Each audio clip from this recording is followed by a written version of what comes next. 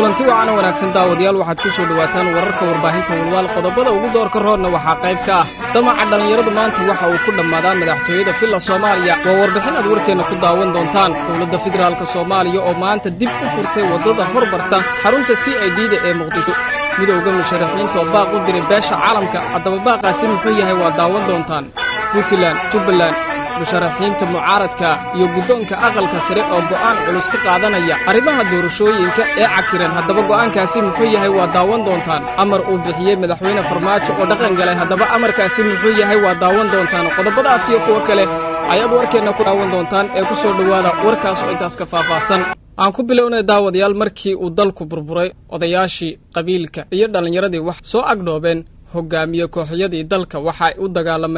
u dagaalamayeen in ay waardiyeeyaan madaxda dalka waxaana loo dirsan jiray shaqo walba marka laga reebo bariis jay ah iyo waliba qaadka mooyaane ma jirin wax kale xuquuq ah oo ay dhalinyaradu ka heli lahayd dawladda Soomaaliya dhalinyarada Soomaaliyeed oo dhamaantood ah kuwa shaqo la'aan ayaa ah kuwa wadanka markii uu burburay qaarkood wadanka ka cararay waxaana inta badan ay qaarkood wadanka uga carareen dagaaladii sokeeye iyo waliba sidoo kale aanooyin qabiila dhalinyarada Soomaaliyeed ayaa gabi ahaantoodba waxay ku shaqo la'yihiin magaalada Muqdisho iyo gobolada dalka dawladihii dalka isaga dambeeyay ayaana ka fikirin doorka dhalinyarada hadda waxaa la joogaa waqtigii 4 sanaba mar musharaxiinta xilka ugu sareeya dalka ku hogaaminayeen si ay u soo xaadiraan dhalinyarada waxay isugu jiraan waayeel la yaqaan iyo kuwa dadka ku cusub oo mid walbana waxa uu hawlgeliyay ugu yaraan 100 dhalinyaro ah isagoo koox walba hawl gaar ah u xil saartay saacadaha shaqadoodu ma xadidna waxa halis ah oo la wada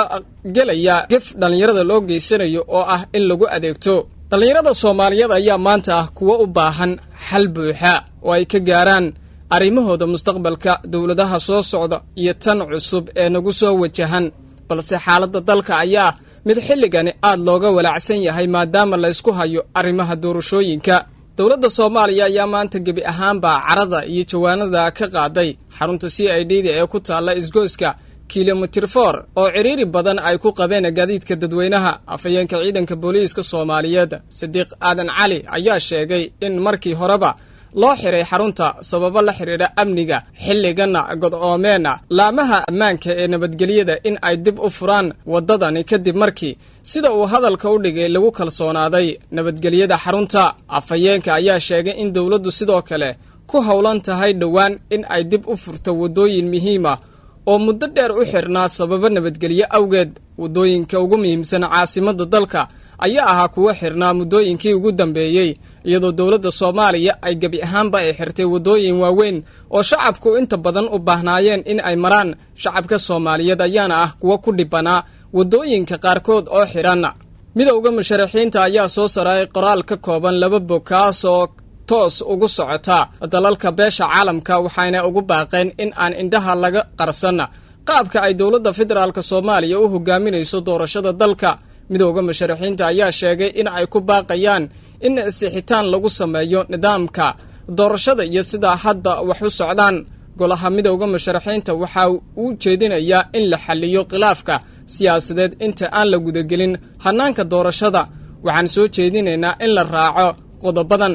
waxa degdeg looga baahan yahay sixidda guddiga doorashada si dhinacyada u arkaan mid dhexdhexaad ah oo lagu kalsoonaan karo golaha waxa uu diyaariyay liiska dadka ay tahay in liiska laga saaro doorashada xubnaha gobolada waqooyi in loo madax banaaneeyo dadka ka soo jeeda goboladaasi ayna shir degdeg ah ka yeeshaan gudoomiyaha aqalka sare Cabdi Xaashi Cabdullaahi odayaasha ka soo jeeda deegaanadaasi iyo dawladda Soomaaliya in ay faraha iyadana ay kala baxdo 3 iyadoo loo eegayo dhamaadka muddada baarlamaanka iyo madaxtooyada xaaladaha amni midda dhaqaale golahu waxa uu soo jeedinayaa in doorashada baarlamaanka labada aqal in hal magaalo lagu qabto halkii 2 magaalo lagu qaban lahaa sida ay ku heshiiyeen dawladda federaalka iyo dawlad goboleedyada shirki 17 September sababo ammaan dartood 4 si aynan u imaanin firaaqa dastuuri ah ka hor dhamaadka xilka dawladda 8 Febraayo 2021 midowga musharaxiinta waxa ay soo jeedinayaan in ay shir isugu yimaadaan madaxda dawladda federaalka Soomaaliya dawlad goboleedyada musharaxiinta xilka madaxtinimo iyo bulshada rayidka isla markaana ay kor joogtayso beesha caalamka ayaa lagu yiri qoraalka ay soo saareen midowga musharaxiinta. baaqan ay midowga musharaxiinta u direen beesha caalamka ayaa ku soo aadaya xilli ra'iisul wasaaraha Soomaaliya Maxamed Xuseen Rooble uu ku dhawaaqay in dalku doorasho aaday isla markaasna uu sana suuragal ahayna waqti dambe oo shacabka Soomaaliyeed ka luma. waxaa socdo dhaqdhaqaaqyo siyaasadeed oo ay wadaan musharaxiinta madaxweynaha maamulada diidan doorashada oo ay wadato madaxtooyada Soomaaliya iyo in guddoonka aqalka sare oo ku saabsan sidii go'aan midaysan looga qaadan lahaa xaaladda doorashada dalka. maamul goboleedyada Puntland iyo Jubbaland golaha musharaxiinta madaxweynaha Soomaaliya gudoomiyaha aqalka sare iyo xubno lagu wado in ay ku soo biiraan ayaa qorsheynaya in go'aan wadajir ah ay ka qaataan doorashada ay ku dhawaaqday xukuumadda federaalka Soomaaliya iyadoo lagu wado in shirweyne ay isugu yimaadaan oo ay ugu arrinsanayaan xaaladda dalka gaar ahaan arrimaha doorashooyinka. waxaa socda xiriir ay leeyihiin madaxda Jubbaland iyo Puntland iyo musharaxiinta waxaana lagu wadaa maalmaha soo socda in ay soo saaraan go'aan cusub iyo baaq shirweyne oo looga hadlayo xaaladda doorashada oo ay ku jirto dhinacyada doorashada lagu murasan yahay haddii madaxweyne Farmaajo uu ku adkaysto qorshaha uu wato in ay doorasho uga dhacdo Muqdisho iyo maamul goboleedyada kale ah Galmudug, Hirshabelle iyo Koonfur Galbeed oo la sheegay in uu si qaasa u wato madaxweyne Farmaajo. waan la doonayay in doorasho la isla ogol yahay dalka